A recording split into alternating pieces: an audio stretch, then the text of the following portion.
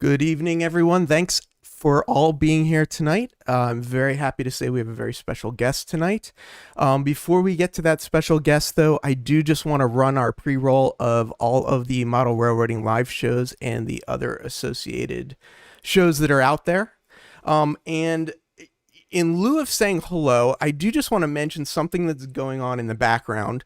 So Sidetrack Sunday did a contest, and Jason made up the trains, and so the train car is this size, right? So it's just this little tiny thing.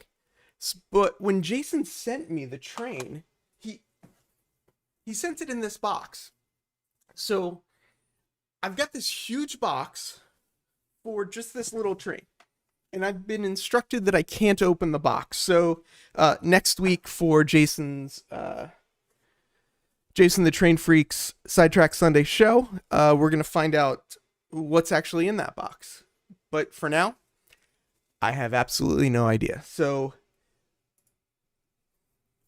I'm just letting this pre-roll run out. Want to make sure we get everyone in there.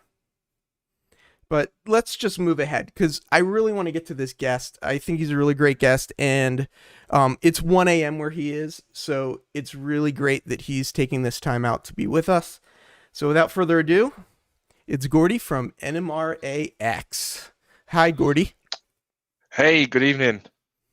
So before we really get into NMRA-x, because that's what I think a lot of people would know you from, How did you get started in model railroading and the NMRA? So I've been in model railroading since I was a kid because my old man, my dad, had a business making model trains in the UK kits in old gauge, and I used to go to the train shows with him selling the kits. I used to pack the kits when I was a wee one, and so when I was a teenager, one of my dad's friends, and there's a huge network of people. Obviously, when you own a train business, as anyone who's in the business will tell you, who are your friends. But one of my dad's very close friends who used to come around every week and pack the kits with us, took me to see some North American trains and started taking me on the weekends once a month to the NMRA meet in Manchester in England, and that's how I got involved in the NMRA. But as I've said on other interviews, I didn't know that that was the NMRA. I didn't know what the NMRA was then. There was no pressure from anybody to join. Everyone was just really nice and encouraging. And some of those people that I met back when I was 14, 15, I'm still connected with and still friends with today. So it's kind of been always been in my life. You mentioned it always been in your life, but if I recall from other interviews that you've done, you said that you left for a couple of years in your later teens, early 20s. Yeah, so when I was 16, I joined the military. Oh, yeah, I joined the military and was there for 4 years. And so it was difficult at that time with the amount of uniform I had to fly with because I was an officer. So I had to take, and I was in the Navy, so you kind of have to take every uniform that you could possibly think of, from tropical uniform whites to your blue uniform to everything that you need in your suitcase. It was a bit difficult to pack in a few trains. So I did have a little bit of a break. Still did stuff with my old man when I came home on leave, but most of the time it was a bit of a break away from stuff. And then, as soon as I left and got back into a normal 9 to 5 kind of routine and a job, I got back into it. So it was only a short interlude, should we say. Are you still modeling with your dad? Yeah, we do. We speak. I now live 500 miles away from my old man, but we converse by email and messages every day about the layout, different things. We're building quite a big O gauge layout, and a lot of the stuff my dad's getting done custom, whether that's custom laser cutting, and stuff like that. And he's in O gauge, so this stuff's absolutely massive. And like he's just recently got an 8 foot long by 5 story high laser cut warehouse frontage. But me and my dad are very much about making it as accurate as possible. So we're going off real drawings, real photographs, and stuff like that. We're currently working on the next final phase of part of the project that I've scenicked, which I wanted to do which I'm going to use for my AP hopefully, but obviously at the moment I can't get down there because it's a restricted area of England because of COVID. But we're working on point rodding, which is all the interlocking rodding that goes from the switch tower to control the turnouts, and making that as realistic as possible. So that's Mm. a lot of castings and different bits and pieces and a lot of research. So that's my bit that I'm working on, and there's a lot of other people helping him and stuff. So yeah, I still do, but I do my own modeling as well. When you say O gauge, though, you're talking about Lionel three rail kind of stuff. Oh yeah, sorry, it picked me up there with the right thing to do. So Brits tend to talk about things in terms of gauge instead of scale, and I got called out on this yesterday on an NMRA meeting in Texas. But yeah, it's O scale as you guys would call it, but it's 1/43rd, not 1/48th, which is the British scaling. But it's two rail, and everything that we have is hand laid track, but it's British style with bullhead rail and chairs that the rail sits in rather than spikes. But it's all the turnouts there are hand built and custom for the location on the layout. There's no commercial component anywhere in the track work. Are you doing a similar thing with your own modeling? Are you also O gauge and doing that kind of Uh, stuff as well? So I do have some O gauge stuff that for on my father's layout, but it's not the primary scale that I now model in. I also have some American two rail O scale. Again, it's not the primary scale that I'm modeling. My primary scale now is N scale, but I have a little bit of everything. I'm primarily a N scaler and US prototypes. But I have built Code 40 rail for that. I've built my own turnouts, but my layout's going to be quite extensive, and it's not the time, it's the cost the cost to handle A&N scale is quite high, considering how much you actually need of it. And then having tallied up with Fast Tracks how many ties I needed, and then the price, we're talking in the hundreds of thousands of ties.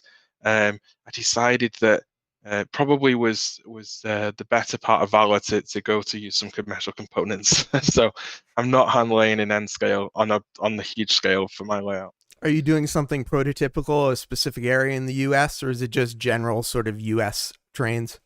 Oh no, it's because I'm an absolute nutter. It's very prototypical with tons of research. I've been researching my layout for about 4 years as I designed and built our own house here in Orkney. So the layout is based on Wisconsin. It's based on the CN main line through Wisconsin. It's from Waukesha, Wisconsin through to Slinger, Wisconsin, but then there's a little bit of a diversion to give me some switching because I quite like quite like doing a bit of switching to take your mind off work and stuff at the end of the day.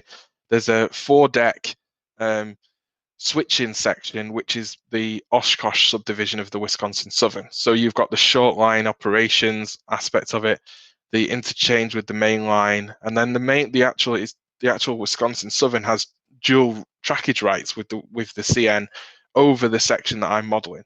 Are So you you've doing got these as everything. exhibition layouts, or are you doing these as like a fixed layout, or both? Or So a bit of both. So the Wisconsin Southern section is fixed in an alcove in the room. So it takes up a space that's about 8 foot by 8 foot, but the actual space it's in an L shape, so it's only 4 foot wide where it goes in. So it's quite a narrow, compact little layout.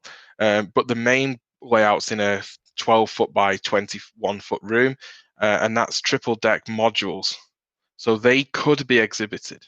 oh, Um, but that would be quite the undertaking to do that for Mortney. So maybe one day people would see the layout, but I'm hoping to do.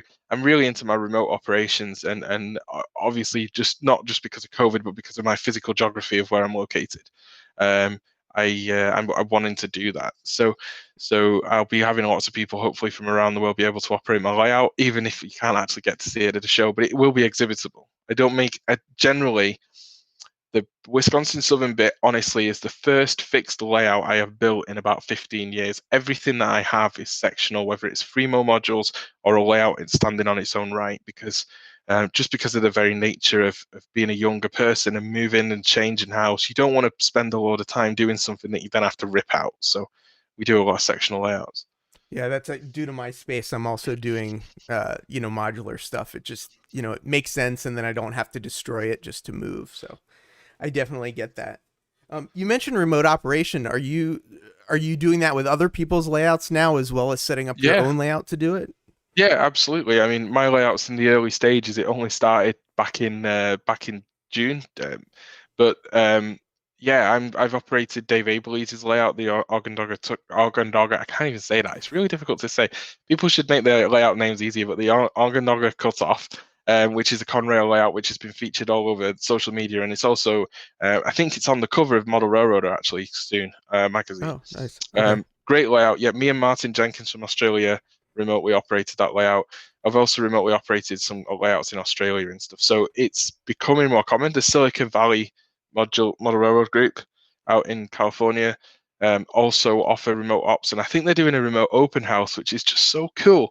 So yeah, so I'm kind of into that. I also tried to persuade Michelle from the Colorado Model Railroad Museum to let people donate to the museum to remotely operate, but I don't think they're quite there with their technology yet. But I'm sure it'll become more mainstream in the future. Yeah, there are a lot of great people in the industry with a lot of technical knowledge that it's really great to see them sort of pushing that, especially in these times where you can just go visit other people's layouts, even if it is, just remotely. Brad Anderson, one of your coworkers at NMRA-x, says that you live up in the North Pole, so it will be hard for a lot of us to come visit you in Santa Claus to run your layout. So I definitely understand the drive to make it remote operations.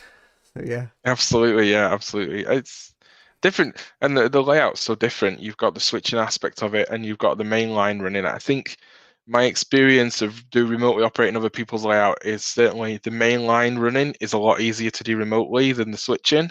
Yes. But we have done switching remotely, so it's not impossible. But what it's actually allowing me to do is, because I'm designing the layout primarily for remote operations, I'm packing more layout in the smaller space because I'm not anticipating, say I need a layout because it's triple deck. There's quite a lot of layout in the small space because you've gone vertically instead of going out widthwise. You would probably need. I'm looking at a crew of 14 to 20 people. I can't physically fit that many people in the room. I can Right. fit about half a dozen at most.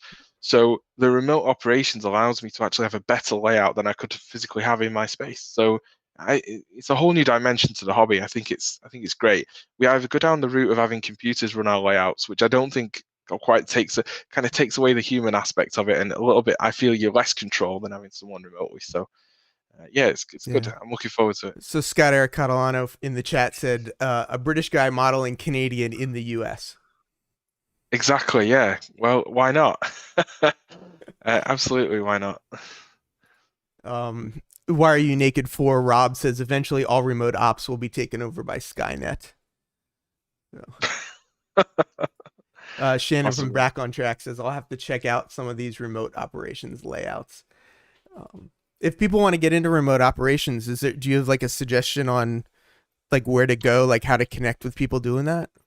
Yeah, well, I'm now officially an old fart, and You're kind an of in my old well into my 30s, so I'm an old fart now.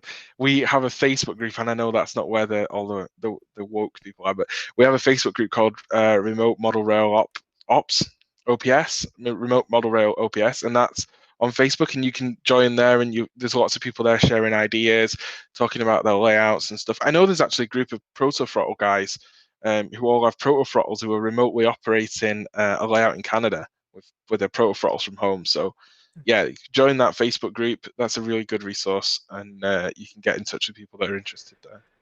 Somebody else in the chat just asking a little more details. The train freak at Gordy, how would you set up a layout to do remote op sessions? Okay, so right, there are some things to do there.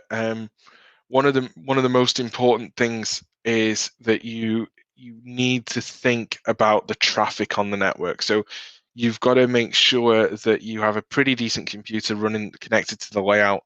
You're probably looking at LCC on a larger layout instead of DCC. But the important thing is thinking about the experience for someone if they were blind, because effectively they are blind. So think about cameras, so using IP cameras. Personally, my preference, because I'm N scale, is to put fixed cameras in, like imagine virtual railfan. So I'm putting fixed cameras into key locations on the layout. And also block occupancy. I cannot stress this enough. If you can afford to put every 12 inches of track, have a block detector on it, do it, because that's the most important thing. There is no point having a 12-foot long block that takes 25 seconds for a train to traverse, because and that's one block. Because think about how much panic if you would drive. I'm not recommending this, right? No, I'm not going to say what I was going to say. I was going to say, imagine if you were driving your car down the freeway and you closed your eyes for 25 seconds, how bad things could get. All right. I don't recommend Yeah, anyone don't tries that, recommend that. That's but yeah. just imagine that scenario. That's what it would feel like for a remote operator. Put yourself into the user's shoes. So that's what it would feel like for a remote operator. If they can't see where their train's been for 25 seconds, they're going to get panics and they're not going to have a good experience. And they're having an anxiety attack or a panic attack. So much bot detection as possible, cameras, and away you go. So Nathan DeLay scratch builds a lot of his locomotives. He actually makes them out of soda cans, and he just started making them actually out of bullets and stuff. He, cut Awesome. them open, make his own stuff. Do you do any scratch built stuff? And along these same lines, I know you're really into DCC as well. So I'm guessing you fit a lot of your locomotives with DCC and stuff as well. Yeah, so being an N scaler, what I'm about to say on DCC quickly, and then I'll go back to Nathan's question. So quickly on DCC, all of my locomotives in N scale are sound equipped, from the switches to the road locomotives, which is a difficult The thing in N switchers scale. also. Yeah, So your everything's little, two wheel or whatever, 4-wheel, 2 truck axle switchers have sound in them. everything has sound on my layout, which I may learn to regret, but I've deliberately not modeling the roundhouse in Fond du Lac on my layout because I think that would get really noisy. So Yeah. yeah, I do that. In terms of scratch build, then I do scratch build some stuff. I have some tools to help me with that though. I have a Cricut, which is a cutter. I think scratch building's great. I A have a friend Cricut's here a laser cutter. it's this Oh, no, it's a CNC machine that they use for cutting out paper. It's CNC. used Okay. for the craft. It's a crafter's tool. You can buy them from Michaels and places like that. But it's a really good tool to even if it just scores things out for you. Because if you're like me, I can't cut a straight line for anything. Even with a rule, sometimes I can't cut a straight line with a craft knife. I try to press on too hard and it goes off Yeah. on an angle all the time. But yeah, I do scratch build structures.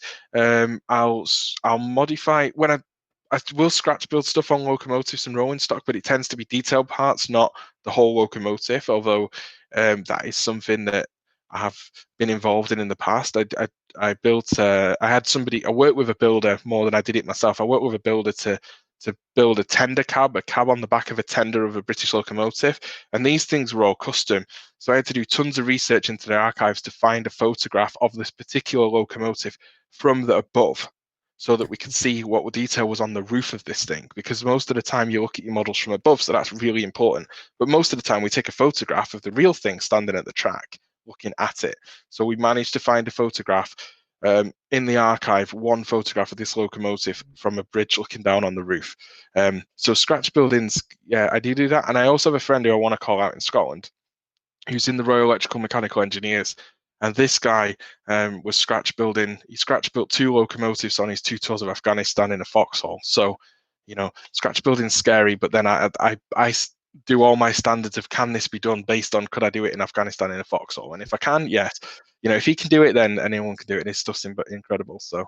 And when you say you're doing research on stuff, like, are you going out? Like, do you go to Wisconsin all the time and take pictures and whatever, and like keep updating your stuff, or is it, I have done, yeah, I have done, but also through groups on Facebook of people that live in the area, and friends that I've met through the NMRA. I have, if I ask them to, they'll go and photograph something for me, and so I also Google and stuff. There's loads of resources now. From when I first started getting into North American modeling, and my only source of truth was either some book that was really expensive that somebody might loan to me between an NMRA meeting, or Model Railroader, because that was the only North American magazine available in the UK.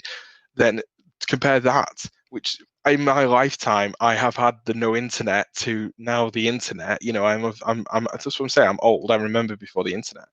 Now the amount of resources that are available is fantastic. But just research in the UK, and I've done research for other people that are not in the UK. And I think that's one of the best things about the model railways and model railroading hobbies. We're always willing to help each other out in whatever way it is. I've gone out and photographed things for people that because it's local to me that they can't get to, and vice versa. So it's not impossible to do. It's a so challenge though. so speaking about resources, diverting the conversation a little bit, but how long have you been an NMRA member? So I actually physically joined the NMRA back in 2014, 2015. But I was aware of the NMRA since being in my teens, sort of aware without being aware that it was a membership organization, if you know what Yeah. I mean. I knew it was a standards organization and stuff like that. And when I know you're on the social media team, so when did that start for you as well? Yeah, so I was mostly involved in my own region in the UK. Back in 2015-16, I started helping with the marketing and social media in the British region. In 2017, I was out in Florida at the convention in Florida, and I was posting tons of stuff on the British region Facebook group and Facebook pages and stuff like that. Well, we don't have a Facebook group, but on the Facebook page and on Twitter and various stuff. And people started complaining about this to the NMRA National, the main organization. And I was fortunate enough to meet Christina, who's the marketing consultant of the NMRA.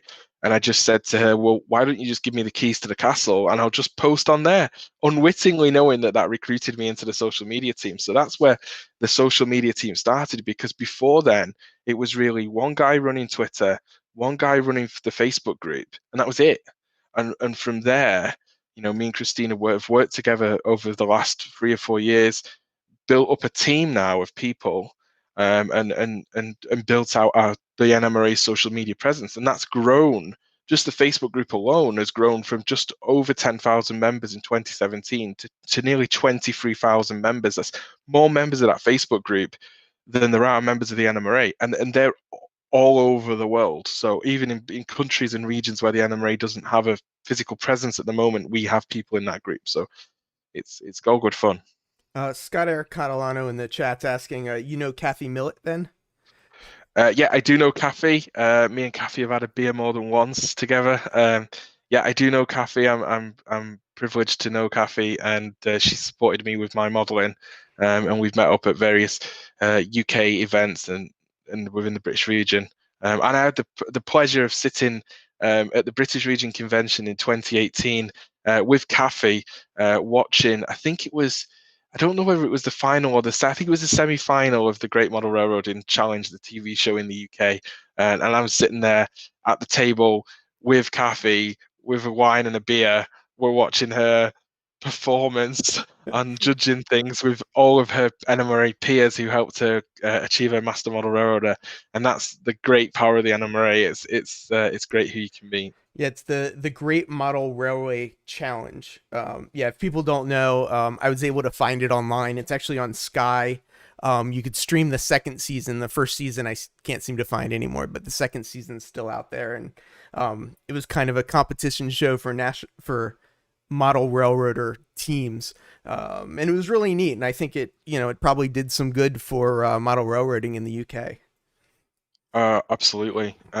Without a question, it did. And the what you suddenly started seeing is you always saw young people with families and kids at train shows. But I noticed all of a sudden the questions were more focused from the parents about how can we do this?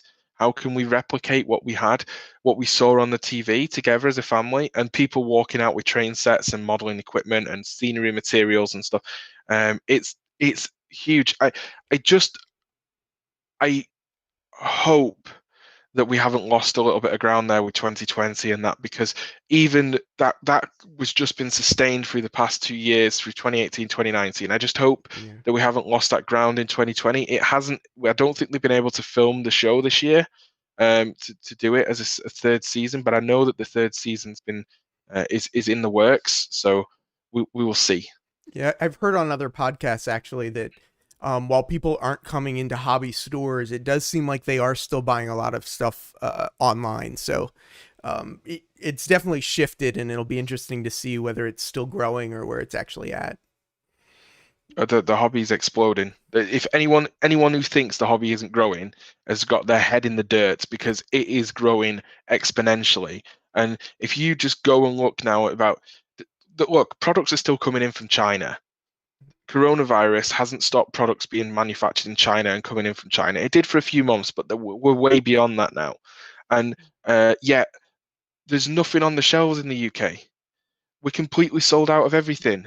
Go and look at what's available. Stuff sold out everywhere. Pico have said that it's been Pico, the world's biggest manufacturer of track. They manufacture more rail than Krupp Works in Germany, right? They're the biggest manufacturer of track in the world, and the biggest manufacturer of rail. And they've said it's been like Christmas since March. Yep. They always take a 2 month dive after Christmas. I think every kind of industry around disposable income like ours takes a dive in January. Everyone has to suffer that, especially if you get paid monthly like we do in Europe. You have to suffer that 5 week month, 6 week month between paydays if you've been paid before Christmas, and everything takes a slump. But oh boy, they had 2 months off, and then bang, they can't keep anything in stock. And I think it's the same as I look at most online retailers in the UK and in certainly some aspects in the US. So I think the hobby's growing massively. I think the biggest problem we have at the moment is there's so many people working in the hobby because they can't do their other hobbies, that we actually have a supply crisis of material. So that's all a positive thing for the growth of the hobby. Yeah, no, absolutely. So this question came up before this even started. People were like, "What is NMRA-x?" I know you're on YouTube. I know you're on Facebook. Is it part of the marketing team? Like, what's going on with NMRA-x? Oh, it's a good question. So, NMRA-x itself originally was put together in like 12 days, from me saying let's go to it happening. But it's something that I've talked about, and it was an idea that I had way back in Kansas City, and the idea of, and it's the NMRA, but it's extra. It's an experience. It's giving you it's a way for people to get a view into what the NMRA does, but also for the NMRA to reach out to people who it's potentially not connected with, or who haven't got the opportunity to do the more traditional in-face NMRA things that we do. And so my what it is, in terms of, that doesn't answer the question of what it is, Gordy, but what it actually is it's clinics and presentations and layout tours, all the things that you would do or see if you were a member of your local NMRA division or you went to a NMRA convention, but it's providing it to you at home. So kind of what we've got going as well at the moment is NMRA at Home, which has been started by the divisions column in the magazine, in the NMRA's own magazine. Um, and it's about making sure that we are still present. But it's not just for going through COVID. This is something we've been working, or I've been working on since 2018. And people, previous interviews may have heard me talk about the virtual region or the virtual division of the NMRA. And really, it's giving people that opportunity in a shop window and sharing their experience. And it shows, I think it shows the breadth and depth of what the NMRA is. You have people there that have just got a 4x8 layout, or that you would say is magazine quality stuff, right through to people that are in the progress of building their plywood empire. You've got people who are experts on grain modeling. You've got people who are experts on scenery, but they're all just individual members of the NMRA. And there's over 100, I think there's 135 people, something like, different people been on there. We've had people give clinics from Mexico, Canada, all across the United States, Australia, New Zealand, Europe, So is UK. this a marketing So thing, or is it more like is it a whole separate program? Like, it's part of them. It's actually part of the meetings and shows committee. So it's consider it as a virtual convention, but that's not the end of NMRA-x. NMRA-x has done quite a lot of things behind the scenes. What I think you're talking about and referring to is more the live streams that we've done, yeah, and what I the see. clinic content. What you see, what you don't see behind the scenes is that the team has been working. We initially just kicked that off to do live streams to allow the regions and divisions to catch up with being able to move their content online, so that there wasn't this. I was concerned personally that there was going to be this big lull around, unfortunately, around renewal time. Most renewals are in end of March for most regions, outside of the US, that there was going to be this lull and we were going to lose a lot of members and disconnect with people. Not from the financial aspect, from the human aspect. I didn't want to be disconnected, so we kicked that off. But in the meantime, we worked with the Piedmont division, worked with guys in Texas, worked with guys in New England, Canada, the UK. Myself, obviously, I'm responsible for this in the UK, so I kick things off in the UK. Guys in Australia, and we help them with advice and How support many to do their people own are things. on your team, and what's the budget look like for this? So the budget's $0. It's cost the NMRA nothing this so far. The team's only 4 folk. So it's myself in the UK, it's Speed in the US, in Texas, and you've got Brad in New South Wales, Australia, and you've got Martin in Queensland, Australia. So 2 guys in Australia, a guy in the UK, and a guy in the US. And it's more than I could have imagined. It's 24 weeks since it started. We've had 256,000 views of our stuff, either live or after the fact. I mean, 256,000 views of NMRA content. No other prior to this NMRA content has been viewed so much. Is And the this average being view done to length, get new members and stuff, or is it? uh, I think it's that's a side benefit of it. I think there are obviously side benefits of getting new members and stuff like that. What I wanted to do was just give people a shop window into the NMRA and show that the NMRA is there for the hobby, which it is. It's there for people in the hobby whenever, especially at times of need like now. And Yeah. people need to feel connected. When we started this, of course, back in April, a lot of the world was in a lockdown or some kind of lockdown or stay-at-home order, or shelter in place. Yourselves in New York were having there was footage from New York of semi-trailers full of bodies. I mean, it was a terrible, dark time. And the most important thing for me was that we reminded people that there was more to their lives and more going on, more than it is people joining the NMRA or any kind of financial benefit. And that's why it's not cost the NMRA anything. That was one of there was two key things for me for this. One, it had to be accessible, and two, that there's three things. One, it had to remain accessible, okay, which meant accessible to users, but also accessible to anybody in the NMRA with a low, without them having to completely learn new skills that they didn't have. A lot of people have never done a virtual live stream. A lot of people have never been appeared on camera or given a presentation to such a huge group. Whatever the size of the convention you go to, you're getting audiences of 400 people watching you live on NMRA-x. There's no clinic and model railroading setting in the world that can give you that face to face. The next thing there was we needed to maintain independent editorial control and make it available to members and non-members, because it needed to be there for the model railroaders in the world, not just for NMRA members. And that's why it was set up on the basis that it doesn't cost the NMRA any money, and it has not. And then the third thing is that it needed to be sustainable. So we needed to build a team and train up people. So there's the core team of 4 people, but there's now a dozen other people who have appeared as hosts or who have helped behind the scenes or have been involved in seeing how we do the prep, and we're training up a bigger team to make sure that this thing is sustainable going forward into future years. And we have a team now of over 130 clinicians who are more than happy to give us multiple clinics at any time we need them, even at short notice. So there's just so many benefits, Heath. It's been great for the people involved, and it's a good thing for the hobby, not just the NMRA. Are you guys going to get into other digital type of medium? Like, for example, one of my favorite model railroading magazines currently is Model Railroad Hobbyist, which happens to be free as well. But they also do have a paid option running extra. It's 100% digital. Is NMRA-x sort of going to be this push into a more digital NMRA? That could be the way it goes. I think if we're talking about the NMRA magazine there, that's something that's completely different and out with my control. But the NMRA-x will morph into more things. I have a concept that I introduced to my team, and I always push my team to rapidly prototype things.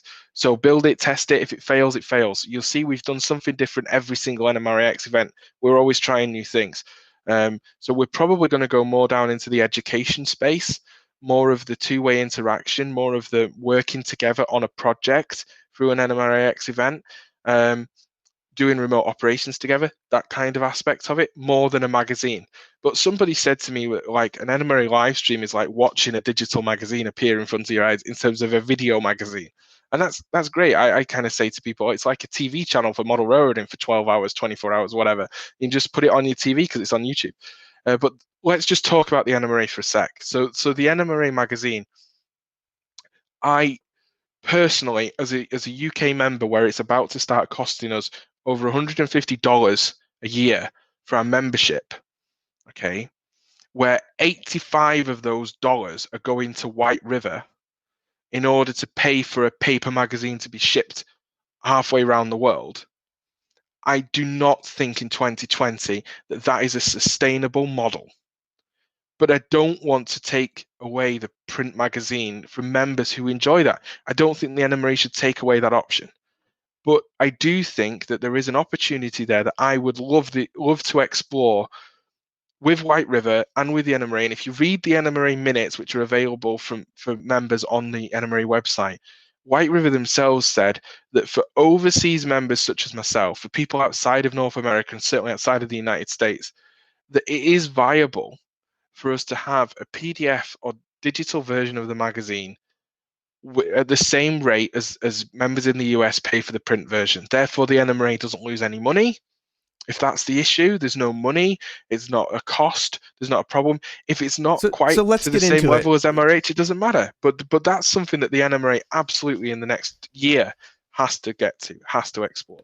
So people in the chat are starting to really get there and put back on track.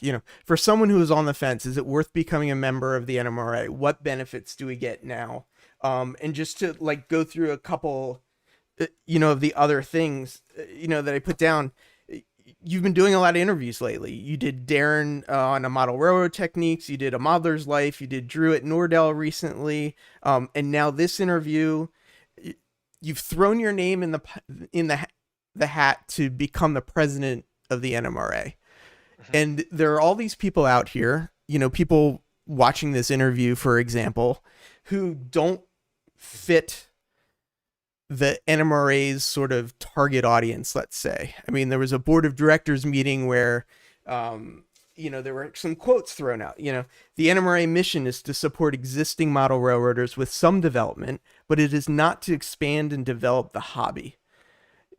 So like we're all hearing this stuff, and people are like, "Why would I join? Like, what's in it for me?" And you're not the president now, so I get you're not No. speaking for the NMRA, but here in the US you have to pay $56 to become a member to get what and why. Okay, so lots of questions there. Let's try and take these point by point. Number one, the one piece of advice I would say is, don't allow the board of directors meeting that we did to to jade your view of certain things, because those guys were just talking from their experience at board level from their perspective. Everyone has a different perspective on these things. Let's just touch on the target market, target audience.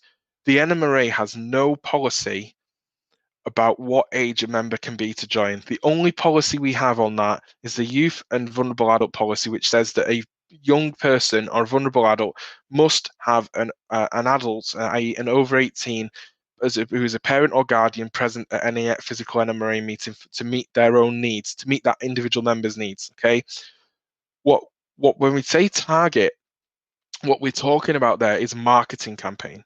So we are marketing to that audience, and that's because the research tells the NMRA National that is the audience that would be most receptive to their current methods of marketing.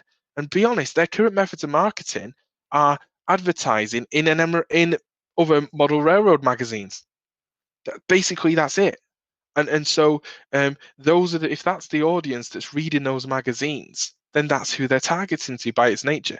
But that doesn't mean that we're not interested in younger people joining. That not at all. And unfortunately, I think that was the message that came across from that. And I tried as the host of that event to just get that across, and it was difficult because it was for them to speak, not for me. But that's the one thing. So no, the NMRA does not have an issue with people joining of any age or any ability. It's not an elitist organization. It's certain individuals in the organization, as with any organization, maybe sometimes don't help with that. But that's not the truth of it. The NMRA is open to everyone. And recently, I can't remember which edition it was, but the NMRA magazine had an advert on the back cover. The main piece of advertising in the magazine was Thomas the Train in N scale. I mean, right? If it's an elitist organization, why are we promoting Thomas the Train? If we're not interested in younger people, why are we promoting Thomas the Train? So that's that. In terms of the NMRA growing the hobby, it's right. It could have come out better, but it is right that it's not the NMRA's role to sit there and bang a drum and say model railroading, come and take up model railroading. It's the NMRA's role is to bang the drum and say, come and join the NMRA and here are our benefits. But what are the However, benefits though? I well, mean, hang on. Let me like just nobody finish answering that, and then knows. we'll go to That's yeah, I'll get to the benefits. But just to finish this point, the the the NMRA itself, if it's doing its job right, which I believe is about being an educational organization and helping people develop and improve and learn new skills and have new experiences and improve their lives, by that, doing that right will grow the hobby. So that growth of the hobby should just come naturally. It shouldn't be something that they need to focus on. The other stuff they're doing should enhance that and should make that as a side benefit. So the benefits of being an NMRA member, there are various benefits depending where you are in the world. Obviously, with the NMRA being founded in the US, a lot of these benefits are US centric, but the regions of the NMRA are around the world, and the other regions have their own equal benefits to this. But one of the biggest benefits I would say, and everyone's reasons are different. Okay, so I'm not going to tell you fully what my reason for joining the NMRA because it might be different from anyone that's in the chat. But one of the biggest ones is a partnership program. Now, the partnership program is a program where vendors in the hobby, smaller businesses, it's not going to find Rapido on this list, but you will find CMR products on this list. You will find Micromark on this list. We'll give you a discount because you're an NMRA member. And there are 47 partners there where you're getting discounts from ranging from 5% to 15%. There's one offering 50% I know discount on certain Micromark is, products. I believe, 15% from Micromark if you're a member. Correct. So Correct. Yeah. And so you're $56. Just go and look at the membership. Just if I don't listen to anything else I'm about to say about the benefits, right? Go and look at your spend per year with the people on the partnership program. Work out the discount you would have got, and I bet you're near enough getting your $56 back. All right. So that's that, and that continues to grow. We've added 2 new partners recently. One is the Daylight Sales, who do our NMRA-x apparel. They're offering discounts on their stuff, various railroad stuff of 20%, and they've actually offered that discount code out during NMRA-x live streams. So not necessarily do you have to be an NMRA member to get that. If you watched one of our NMRA-x events, you would be able to get that discount for a little period of time. So again, that's you getting some membership benefits without being necessarily a member.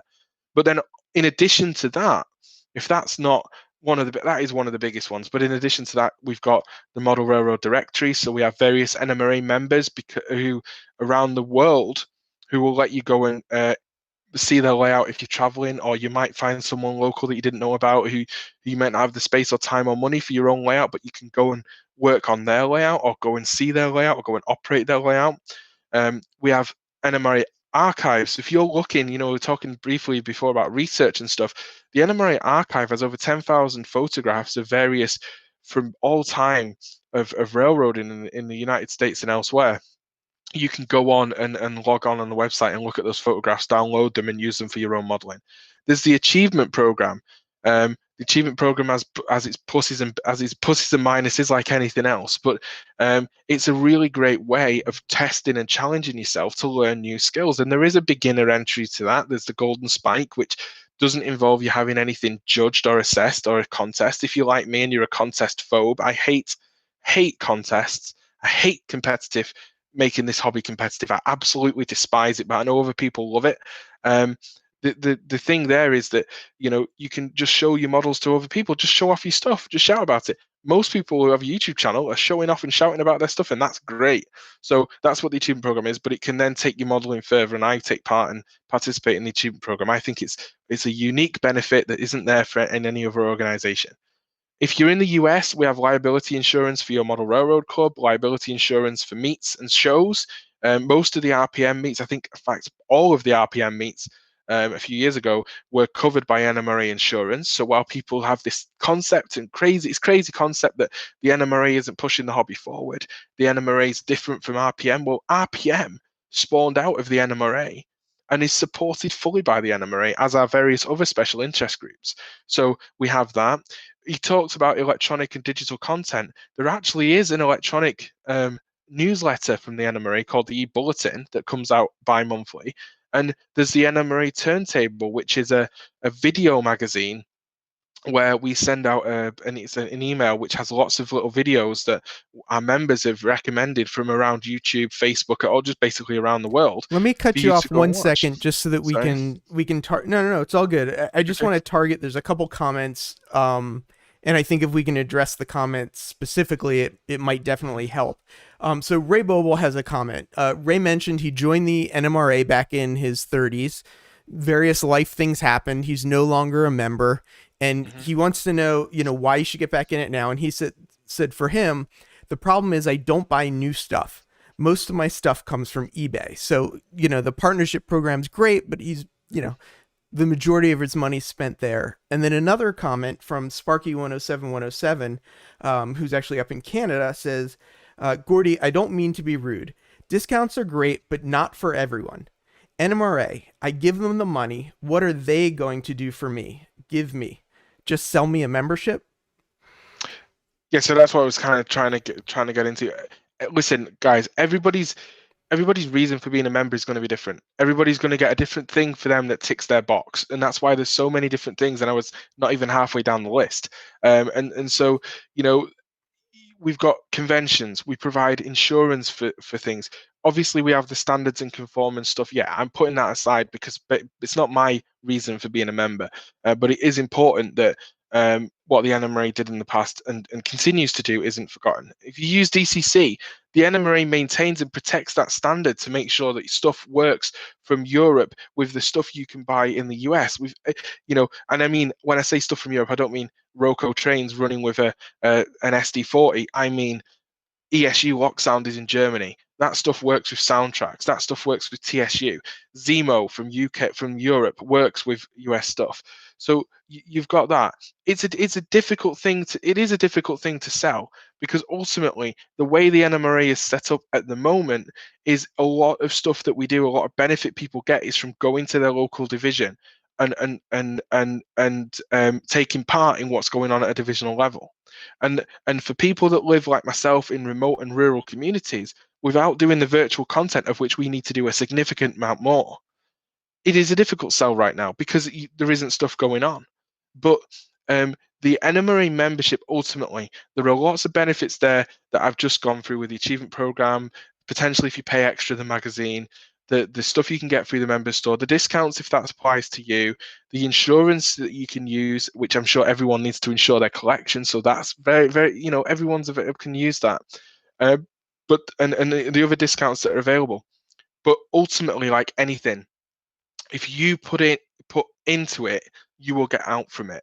And so what I find is for every hour I spend or have spent doing something for the NMRA, I've probably got 3 hours of benefit back to myself, either through people that I've met that have then provided me with material and research for my model railroad or whatever. And yeah, I'm going to preempt the next comment that I can see coming in the chat, which is I can get all that from YouTube. Yes, you can get all that from YouTube, and that's Yep. absolutely fine. And if your financial position at the moment puts that the NMRA is out of reach for you, then totally. I mean, I was there. I've been there in the past where I've been relying on Model Railroad Hobbyist and other stuff like that. But the NMRA has something. If you've not been an NMRA member before and you want to try it out, we do have a Rail Pass membership, which is 9 months of partial membership for $20, and you can get in and you can take it from there and you can experience and have. I think it's 9 months in the US. You can try it out, see if it's for you. But you've got to get the most out of that. You've got to use that membership. It's not going to come to you and land in your lap. You have to use that membership. And I see that the Train Freaks asked, why did I get a membership? Yeah, and So basically what sold you to join the NMRA. yeah, And then so one other thing I want to add to that is you keep talking about the international, and then you talk about divisions, and then there's NMRA-x. I know personally too, so I joined the NMRA. I mhm, joined the international, and yeah, I like my membership's still processing, and this was like a week ago.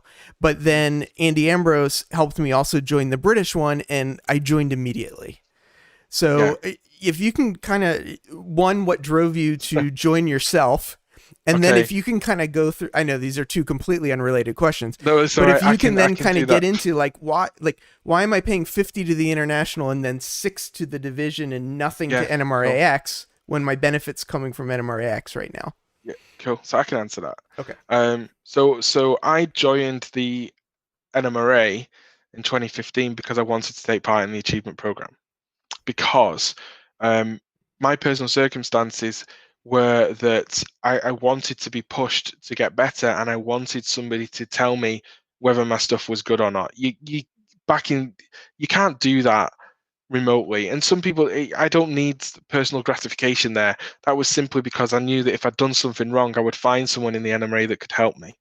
And when you're isolated in a different country, then it's a little bit different from being in the US. But I would still have joined even if I was in the US. For me personally, my biggest reason for being a member of the NMRA is the achievement program.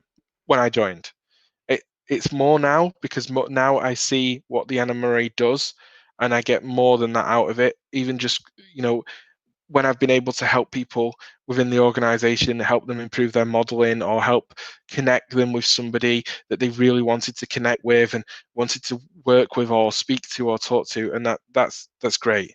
And the other aspect in terms of administration, look, I'm going to probably talk a little bit out of school here, but the way that the NMRA is set up is that the regions outside of the United States and Canada, well, no, Canada as well. So the regions outside of the United States are effectively franchises. So they run their own membership, which is different from the NMRA. And it's that side of it is actually run by volunteers. In the US, it's actually a paid staff, office staff. And the processes that those office staff inherited in the US were, shall we say, something out of the 1980s, and they are working hard to improve them, but there's still delays, and COVID's not helped because they're not in the office, and they desperately need some better ways of working. They will deny and defend and say that that's not the case, but the evidence says otherwise, and that's ultimately something we all need to work together and not throw stones at each other to fix. Clearly, there's a problem. It needs to be resolved and recognised, and unfortunately, at the moment, it's not being. Possibly, hence why someone's name's on the ballot in the not too distant future to try to help improve these things. The difference there is, though, that where it's a volunteer, of course, you have lots of different people flowing through that job. Most people who are the registrar, as we call it in the British region, it's changed recently. It's changed not that long ago. But we've worked hard as volunteers to make sure that we're using the best amount of volunteer hours that we can. So a lot of the process in the British region is actually automated, from the way that you pay, the way that generates stuff, and the speed at which we can put something out. And also, we're dealing with a lot lower numbers. You're not dealing with the vast number of people that you are in the US. So it's not quite the same. It's not really fair to compare the two, and especially at this time where in Tennessee they're not allowed to go into the office because of COVID restrictions. It's possibly a little bit unfair, but it needs to improve. If people do have issues getting hold of headquarters and have a particular case, then Frank Kosh, the CFO of the NMRA, whose email address and contact information is open on the NMRA website, you can go there and contact him. He is responsible for administration in the NMRA. And if you've tried to contact the office and you've not been receiving a response, then he is your next port of call. I would recommend people go speak to him, let him know, make him aware. And I know he works really hard for the NMRA, and he will do his best to resolve your problem. So it's about 5 minutes until 2 a.m. where you are. So I want to just cut to it. You threw your hat in. So people need to join to vote for you, right? Yeah. So that's at the end of the day, maybe that's enough to join. But let's say people vote for you. Like, why? Why do you throw your hat in? Like, what's going to change? What's going to, you're 32. I'm guessing, I don't know, but I think most of the board is 50 plus, maybe older. You're some young kid coming in who's gonna, I know you kept saying you were old earlier in the beginning, but so, you're a kid to most of us on here. At 32, so age is listen, age is just a number. It's about ability and providing leadership. And me myself, I've worked for global companies, in senior roles, even though I'm only 33, not 32. But I've worked globally. I was a general manager of a hospital for 7 years. I was the youngest senior manager in the National Health Service in the UK at that time.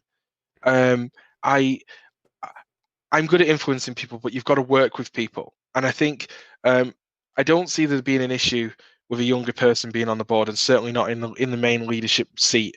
It's quite clear on the NMRA website for people that want to believe what they want to believe, but let's just base this in some fact. The president's office is responsible for the day-to-day operation of the NMRA. That's not the strategy, the day-to-day operation. The board of directors is responsible for the strategy of the organization and making sure the organization's going in the right direction. although that's obviously influenced by everybody that's on the board, including the president. And the strategy and direction of the NMRA isn't the issue. The fundamental underlying issue at the moment is the organizational operational delivery of that vision. Whether that be the fact that people are waiting 6 weeks to get a membership card, whether that be the fact we don't have a digital magazine, whether that be the fact that our education program is fully rooted in having to have that as a physical face-to-face thing that people have to travel to. Whether that be the way that our regions and divisions are set up. Now that starts sitting into more of a strategy, but ultimately it's down to that operational sense. And I'm not running on a ticket of the Red October Revolution here. I'm running on a ticket of there are things that we need to fix. There's a message that we need to change, and that is possible, and I can do that. And that's what I do day in, day out. Day in, day out, I work in digital transformation and business process transformation, and I've led organizations at senior level before, even though I'm 33. It doesn't matter how old I am. Most of the guys that you see on the board of various regions and divisions haven't done that. They've just been in the organization a little bit longer, or they're a little bit older. It doesn't mean that they've done that in the past. It doesn't mean that they're not taking up a seat and not doing stuff. But either, and so it's an opportunity. I think I can do it. I think you've seen from NMRA-x, the board of directors weren't involved in setting up NMRA-x and getting it delivered. I was. And in 24 weeks, we've gone from one person and a computer, then to two people, me and Martin.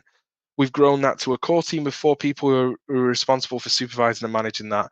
We've grown it out to a huge number of people, and we've increased the NMRA's reach and audience on just that one program. You look at the social media stuff, look at my record on working with Christina to do social media. We've more than doubled the number of people there. We've got interactions with stuff that's going on. There's been other committees and programs and stuff that I've been involved in the background and helped work and get done. What the NMRA needs the most is people that are going to go in there and do the do. And that's me, ultimately. That's what I'm there to do. I am fully committed to the organization, but I can't I'm not going to say to somebody, you should just join the NMRA just to vote Gordy, because that's ridiculous. That's so win or lose, ridiculous. are you staying with the NMRA? Like, are you committed to that? I'm committed to the NMRA. I'm not going to step away from the NMRA because I lose an election. I'm 33. That's ridiculous. I'm not in the NMRA to win an election. What I want to do is I want to give back to those people that spent the time with me when I was a youngster to encourage me to get involved in the hobby. This afternoon, I had an hour's conversation with a 77-year-old master model railroader who influenced me at 14 and encouraged me to go and buy a blue box kit every week and taught me how to set couplers at the right height. And he's in Canada now. He lives in Canada, and we're there for an hour having a conversation about how to put a clinic together for the British Region Convention in a week's time. And so I'm fully committed to this organization. I'm not going to take my toys home because I don't win an election. That's crazy. But it's the other thing. People have said about, why don't you start your own organization? Why do you not split things off? And that happened in the UK with a big one of the biggest organizations in the UK that's in model railroading, and it's not nice. There's no point sowing the seeds of division, and that's ridiculous. What's the point? Because we look back at that happened in 2000. Look back now, 20 years on, those two organizations are still separate, but they've pretty much molded to look like each other. And the organization that was the original has completely digitally transformed itself and is now one of the highest performing organizations, including running its own virtual train show. It's taken above and beyond where I could go with the NMRA right now with NMRA-x. And so, there's no point cutting your nose off to spite your face. The NMRA is important to the hobby.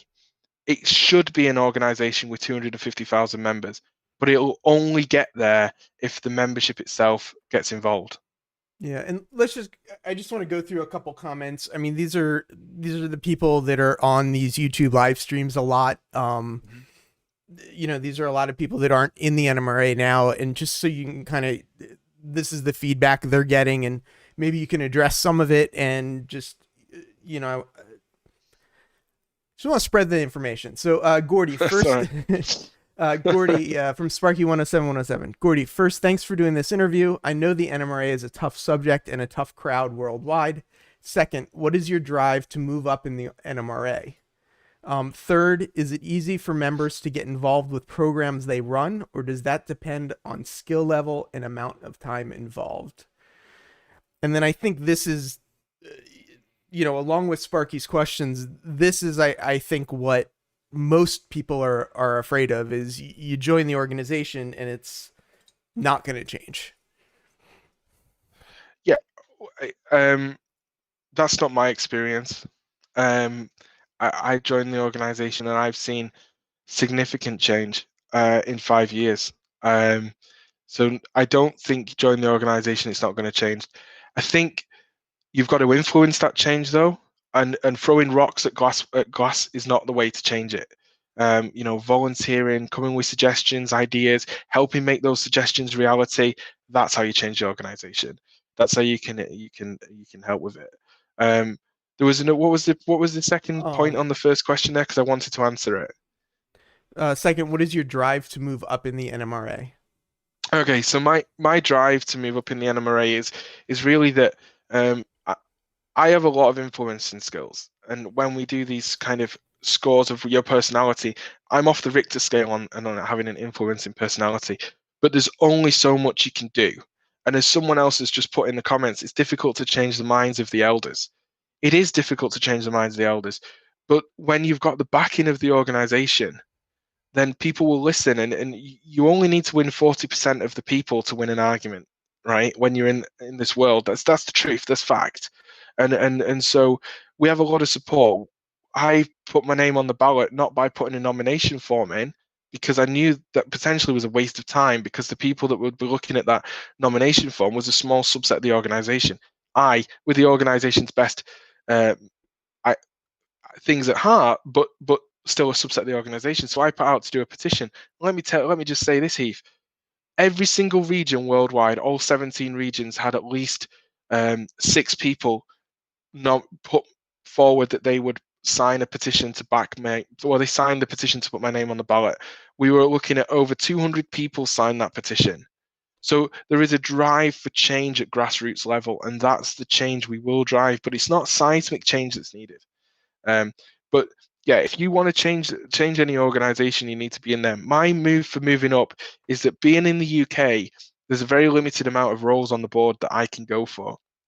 And I could have very easily gone for the VP administration post that was open at the moment, possibly been the only person on the ballot, possibly not caused this much conversation. But I want to cause conversation because I want your feedback. I want to listen. I want to hear these things and experiences that people have, and their reasons for not wanting to be a member, or their reasons for why they think the organization should go in a particular direction. That's the whole reason why I'm doing these interviews. I've not just recently started doing interviews. I've been interviewed on other podcasts and live streams in the past. This isn't a new thing for me, but I think it's it's a new thing for the organization, and we should be engaged and talking to people. And that's hopefully what you're seeing tonight is that I'm sat here and we're answering questions. So Yeah, and I think Sparky's third question too comes to that, to be in the NMRA, you have to want to be this master modeler. So, can you get involved in the programs as beginners? Some of the comments from a conversation we had Monday night, people were saying that they, don't really welcome beginners in. I don't think I that's not my experience at all. We have on our website a beginner's guide that's quite extensive. We absolutely welcome people in of all ability. I think that certain people can become across as very elitist, and it can be very daunting to see someone else show their model off that's a 125 point contest model, and the guy's in N scale and he scratch built the bulb on the headlight of the locomotive. Even me, who's been in the hobby my entire life, gets intimidated by that. When I saw that in Salt Lake City, I nearly had to change my trousers, man. I was absolutely terrified. I was like, oh my modeling's rubbish, but it's not the case. And we have programs all over the world that people are involved in that are bringing people into the hobby of all levels. I do believe, though, that as an organization, we should look at addressing the skills gap that exists between what is our golden spike, our supposedly entry level, to the achievement program and the master model railroader, which is like having a PhD. So one's like a middle school, high school education level, and the other one's like having a PhD, and there's nothing in between. However, even the achievement program is all designed so that if you were a HO scale modeler, you can get your master model railroader by building a 4x8 layout. And that's what you've got to not forget. And you go read the categories, go read the requirements. It talks about 32 scale feet, 50 feet of track, which is the standard for any 4x8 layout that you see. So it is absolutely, the organization is absolutely about encouraging beginners and developing those skills. And if you get involved in the organization at a local level and in a club or in a division, then people will help you if you ask. You have to take the first step. Unfortunately, though, in this hobby, a lot of us are introverted. We're not all extroverts, and the majority of people that are in our hobby are very introverted and are scared of taking that first step. So you've got to try to take that first step. You've got to ask the questions, help the people. Andy Ambrose has got to be hiding somewhere in these comments, right? He's Andy, here. He's here. Andy is fortunately one of those people that's a bit of an extrovert, although he'll tell you that he's introverted. He's one of these people that will say hello to somebody and get involved, and sometimes that scares people off, and sometimes it doesn't. But find the people like Andy in your local division or your club, and ask the questions and help. If people see that you're involved and you want to learn, they will help you. That's the biggest thing of people that are in the NMRA, is that they are the people where they really love the hobby and they love to share it with other people. So don't be intimidated and scared. Get involved. Just some feedback. I think one of the things that's interesting is through a lot of the stuff that we talked about, a lot of people are pointing at the different insurance things. So I just think that's interesting that is something that people are looking at as the value. Oh yeah, well you said it Of was the $56, is it in the US now? Yeah. I mean, my insurance we don't have the insurance in the UK. We do it through a service called Magnet Insurance, and it's more for my collection insurance through Magnet than the NMRA in the US is, because you get it as part of your membership. And yes, I saw something there about insurance and someone saying that it's not covered on your homeowner's insurance. Guarantee it's not. And the biggest worry there, as having someone who's had a robbery in my past, is that if the insurance valuer sees your hop models, you may have exceeded the contents insurance, and at which point they're going to use that as an excuse not to pay for any lost contents, which they did it to me. And they're going to say, you've got all this stuff, and if you can't provide separate insurance for it, then they're going to take it off the content value. So yes, it is an issue, especially as your collection grows. If you're living out of it, if your models all fit in a shoebox, you're probably okay. But if you're like most of us and you've got blue tubs under the beds, under the beds in the guest room that people may or may not know about, then you need to be thinking about the Sparky insurance value. 107. I think that's one of the reasons they decided not to cover me for the flood. At the time, I had $20,000 worth of trains. Absolutely. Chuck CDP 1965. Exactly. It might be worth the cost to join the NMRA just for the insurance. Be better to have it and not need it than need it and not have it. Absolutely. So that's what I said. That's what I said, Heath. Look, guys, the benefits are there. They'll just be different for everyone. It's no point me saying here, I joined the NMRA because of the partnership program, because as someone previously said, they're not really buying stuff. They've got all the stuff they need. Okay, that's not a benefit for you. Like, the achievement program isn't a benefit for most people. I know Andy doesn't really do the achievement program. So it's not a benefit for Andy. So horses for courses, the benefits are there. There's lots of them. They're varied. I want to see them increase and improve in terms of what our membership offer is, because as people say, I'm paying money, what am I getting for it? And it's unfortunately, $56 is too much money to pay for somewhere to hang your hat and say, I'm a member of this. It's just too much money. Yeah. And it's just way too much money. That's ridiculous. That's not a reason. And that's why the benefits exist. But the benefits, all of those benefits, are provided to you by other members who volunteer to sort out the insurance, negotiate the insurance for you, negotiate the partnership program, all that kind of stuff. So it's a mutual beneficial society. It's like a cooperative of model railroaders, So you only get in what you get out. Sparky 107 just asked, So if you join the NMRA, you get the insurance, or is it an extra cost? My understanding is that if you join the NMRA, you get collection insurance. It's not an extra cost, Wow. but it's USA only. So not Sparky happens to be in Canada. Well, maybe it's North America. It just on the website it says USA only, so that's something you would just need to check. I don't want to give out false Yeah. information, but it's there on the website. There's information about the insurance on the NMRA website, which is nmra.org. So if you go there, the information will be there. For me and Andy in the UK, it isn't a benefit, but that's cool because it's different, legislative stuff there. So. Right. Um, Chuck at CDP says, I live a couple hundred miles away from any clubs or hobby stores. So, what benefits does the NMRA have for me other than insurance? And I know you mentioned the Well, partner program, and like there is NMRA-x digital, and yeah, there's lots of stuff going on. Even if you live a couple hundred miles away from your club or from a division, there are divisional stuff going on, and there's no rule that says you have to only do stuff within your own region or division. So you can go and get involved in anything that's going on in the NMRA. And I can say that from experience. I live on a 3.5 square mile island when one side of me is Scapa Flow and the North Atlantic, and on the other side of my island is the North Sea. And if you go to YouTube and watch videos of boats in either of those oceans, you know it's a pretty wild, rough place to live. It is.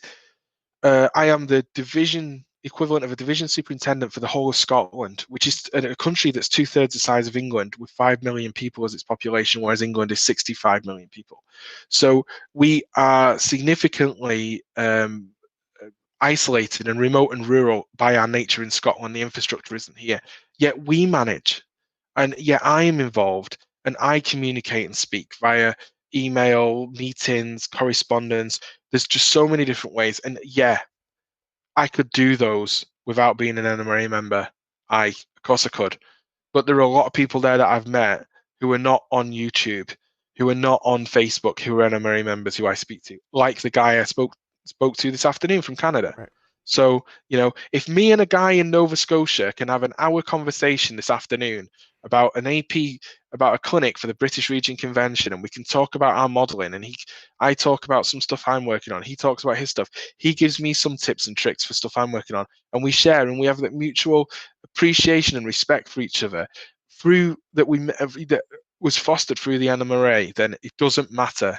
Geography is no longer a limiting factor, but that's still not equitable across the NMRA, and that needs to be solved. But it doesn't stop you going out to get involved with other things that are going on in the NMRA virtually. Yeah. So Frank, Steeler fan 820, noticed that it's $82 for a full membership, and I keep saying $56. Do you want to explain the difference between the you're checking Let the me website? I'm just So checking the website now. yeah, So my because it's US understanding stuff and is yeah, it's US stuff, so I don't actually join in the US. yeah. My understanding So is the 82 is for with the print magazine, and that 56. My sounds right. understanding it's still a full membership.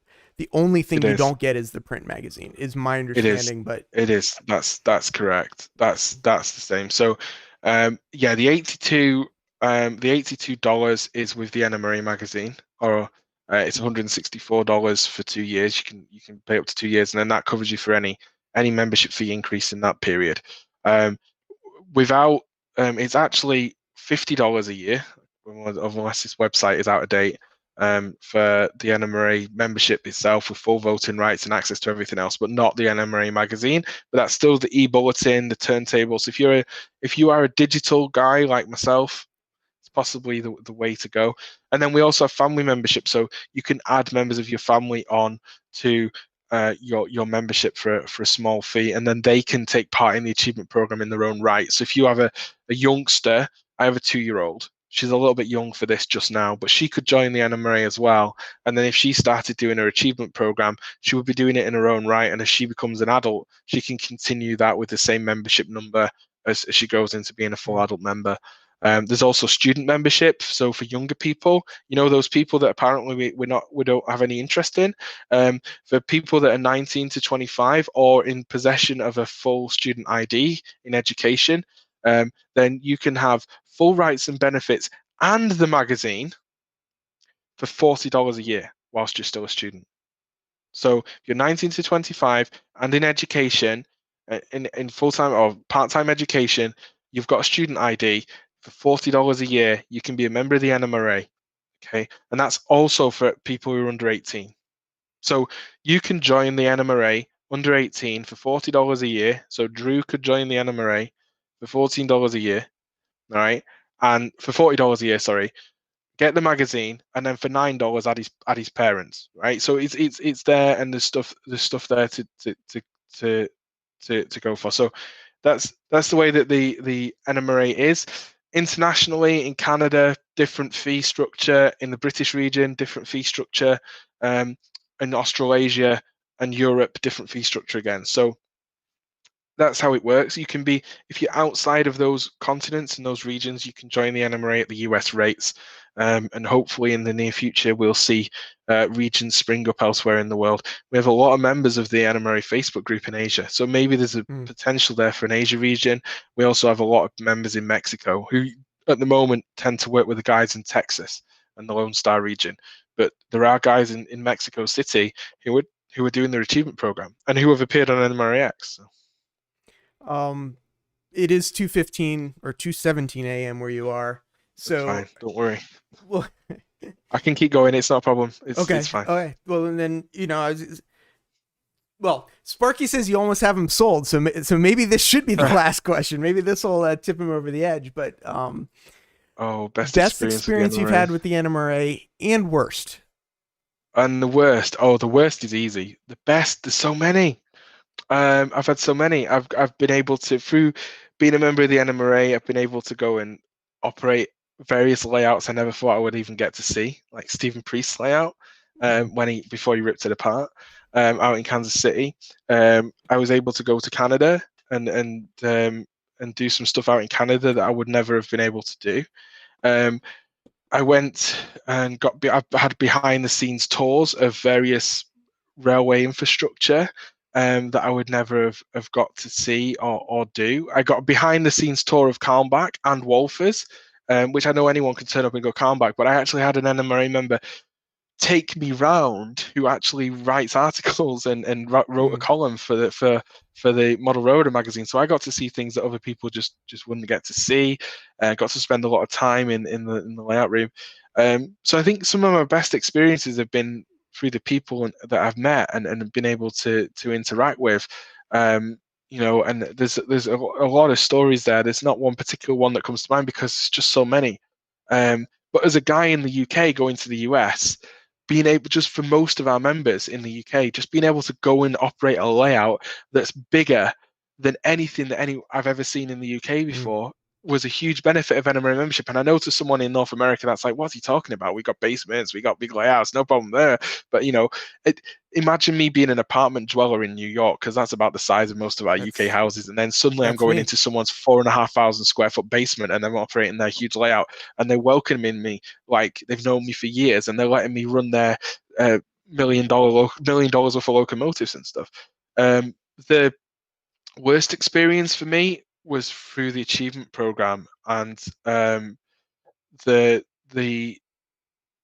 and that was where someone at a local level didn't follow the achievement program guidelines. I went to get some civil track work assessed and took it in, and it was the first time in the British region for a long time anyone had taken any AP track work to get it verified and assessed for the achievement program, and they didn't know what the rules were. They asked me to fill in the wrong paperwork, they assessed it on the wrong things, and then they actually failed it even though it surpassed and met the standard.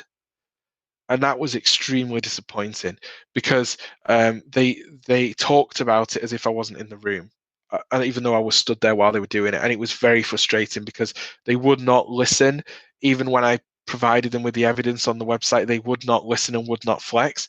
Now, that was a terrible experience for me, and I could have walked away from the NMRA at that point. But this actually might be my best experience. Somebody called David McLaughlin, who is the ex-British region president, took me to one side and said, that was wrong. That shouldn't have happened. Acknowledged the mistake. And he said, we'll work together to make this right. and we did, and that will never happen for anybody else again in the British region. That is a one-off. That will not happen again. I guarantee it. Because of what was put in place by him, myself, and the other people involved to make sure no one goes through such a bad experience again. So the one thing about the NMRA is we're an educational organization and we're vouched in learning from things. So when mistakes happen and things, we need to learn from them, and in most cases that we do. So that was probably my worst experience. I still bring it up. I still hark back to it. It still hurts. 4 or 5 years later, it still really hurts me that happened, and still one of the individuals involved still regularly on a regular basis accuses me of cheating on various things because it wasn't the rules as he felt they were, was how it was, even though it was the right rules that we were eventually followed. He still is hurt himself.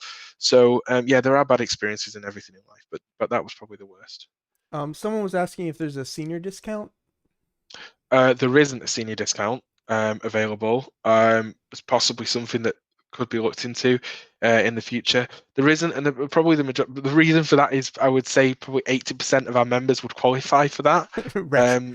So I think it's a challenge to say is there a senior discount or something like that, but there are other discounts available there through the NMRA. So Yeah. When is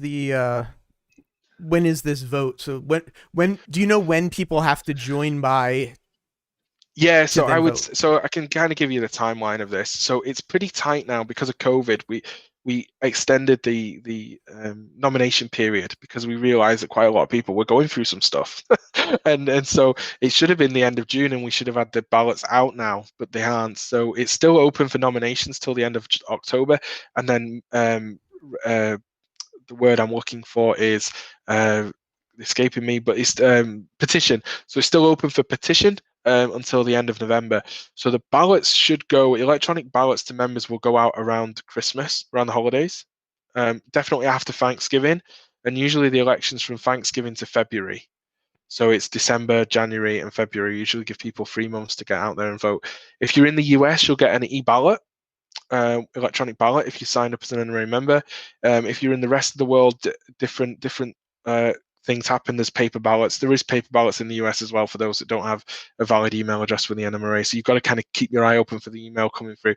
But there'll be lots of things said about it on social media and other things when the voting's open. I would recommend, given the current circumstances with the NMRA office in the US. If you're in the US, there's no time like the present to become a member if you want to become a member and vote for Gordy. If you are elsewhere or you want to internationally become a member of the British region because it's a bit shorter time, you can do that anytime. But realistically, you need to have a membership card in your hand by the end of November to be eligible to make sure you're going to receive that e-ballot and vote. You can't just decide on the day before to join the NMRA and get on with it and vote because it just won't happen. So basically, join today. Basically, why not? Yeah, exactly. Sparky 107. How much time does a member have to give the NMRA? Can you be a member and pay the fee and that is it, or do you have to take part in events?